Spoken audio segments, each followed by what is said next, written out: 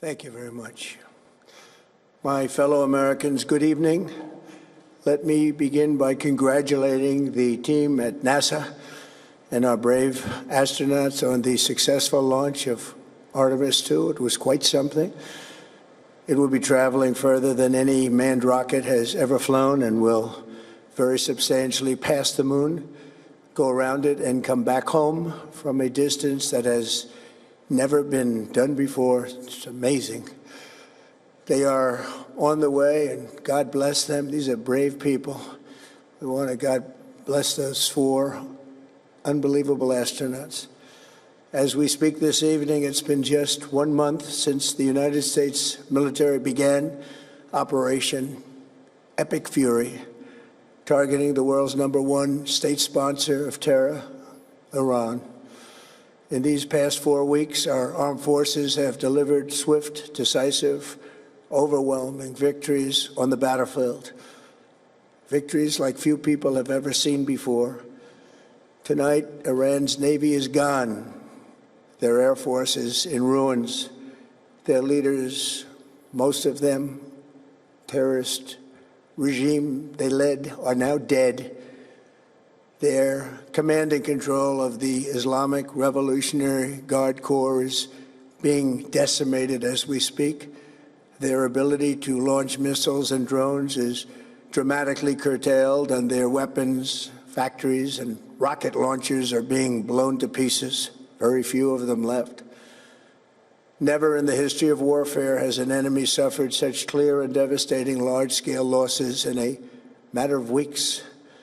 Our enemies are losing, in America, as it has been for 5 years under my presidency, is winning, and now winning bigger than ever before. Before discussing this current situation, I also want to thank our troops for the masterful job they did in taking the country of Venezuela in a matter of minutes. That hit was quick, lethal, violent, and respected by everyone all over the world. After rebuilding our military during my first term, we have by far the strongest military anywhere in the world. And now we're working along with Venezuela and are, in a true sense, joint venture partners. We're getting along incredibly well in the production and sale of massive amounts of oil and gas, the second largest reserves on Earth after the United States of America. We're now totally independent of the Middle East, and yet we are there to help.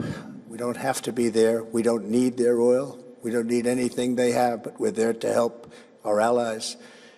Tonight, I want to provide an update on the tremendous progress our warriors have made in Iran and discuss why Operation Epic Fury is necessary for the safety of America and the security of the free world.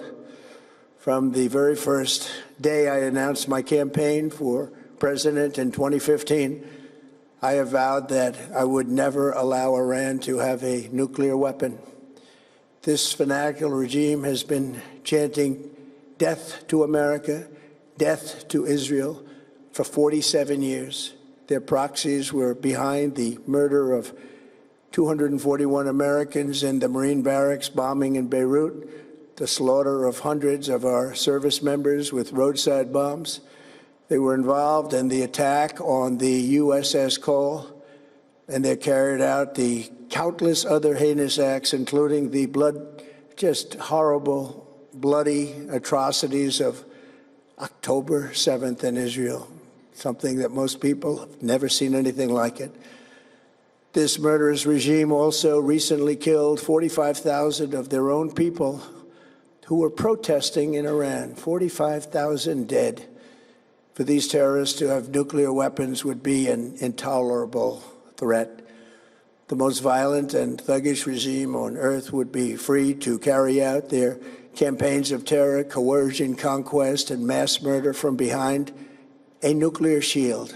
I will never let that happen, and neither should any of our past presidents.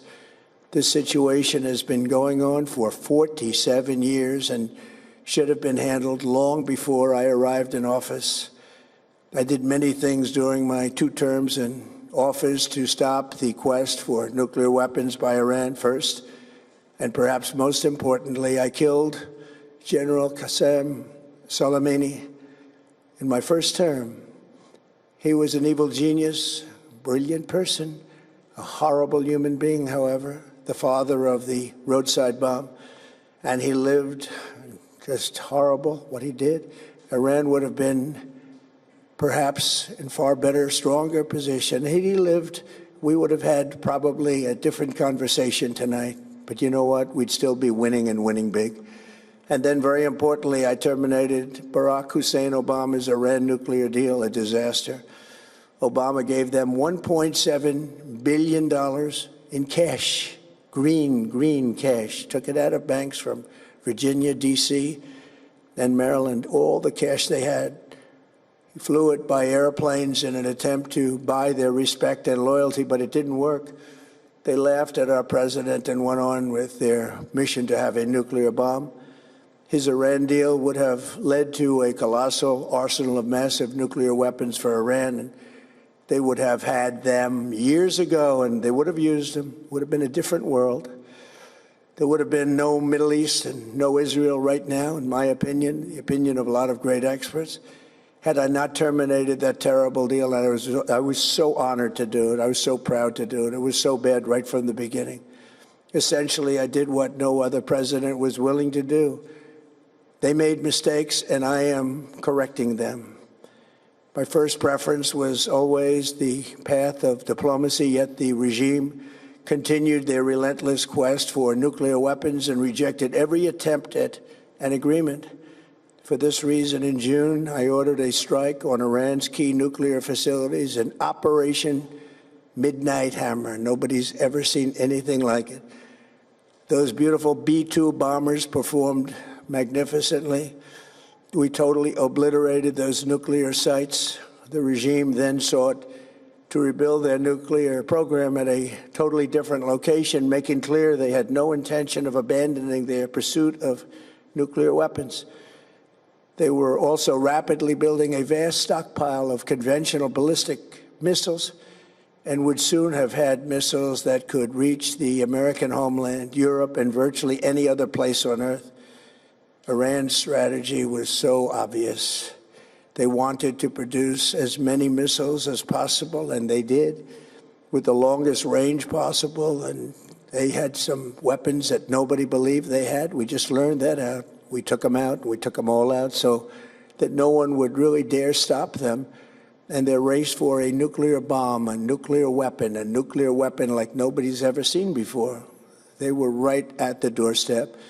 For years, everyone has said that Iran cannot have nuclear weapons. But in the end, those are just words if you're not willing to take action when the time comes. As I stated in my announcement of Operation Epic Fury, our objectives are very simple and clear. We are systematically dismantling the regime's ability to threaten America or project power outside of their borders. That means eliminating Iran's Navy, which is now absolutely destroyed, hurting their Air Force and their missile program at levels never seen before, and annihilating their defense industrial base. We've done all of it. Their Navy is gone. Their Air Force is gone. Their missiles are just about used up or beaten. Taken together, these actions will cripple Iran military, crush their ability to support terrorist proxies, and deny them the ability to build a nuclear bomb. Our armed forces have been extraordinary. There's never been anything like it militarily. Everyone is talking about it, and tonight I'm pleased to say that these core strategic objectives are nearing completion. As we celebrate this progress, we think especially of the 13 American warriors who have laid down their lives in this fight to prevent our children from ever having to face a nuclear Iran. Twice this past month, I've traveled to Dover Air Force Base, and it's been something. I wanted to be with those heroes as they return to American soil, and I was with them and their families, their parents, their wives, their husbands. We salute them, and now we must honor them by completing the mission for which they gave their lives. And every single one of the people, their loved ones said, "Please, sir, please finish the job, every one of them. And we are going to finish the job, and we're going to finish it very fast. We're getting very close. I want to thank our allies in the Middle East, Israel, Saudi Arabia, Qatar, the UAE, Kuwait, and Bahrain. They've been great, and we will not let them get hurt or fail in any way, shape, or form. Many Americans have been concerned to see the recent rise in gasoline prices here at home.